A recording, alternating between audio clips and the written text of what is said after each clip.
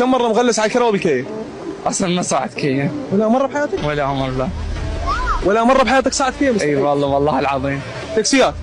حتى تاكسيات سائق مال بيت يعني. ما عندك سايق؟ اي مال بيت. هو يجيبك ويوديك. أي.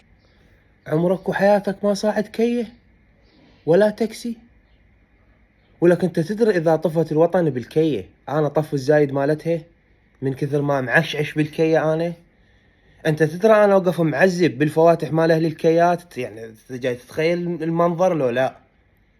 عندك سايق زين. ام علي من يومي الخميس مسوي البيت عواله بالحرمه، هي ايرانيه عدو باقوها، سايق ياخذك ويردك.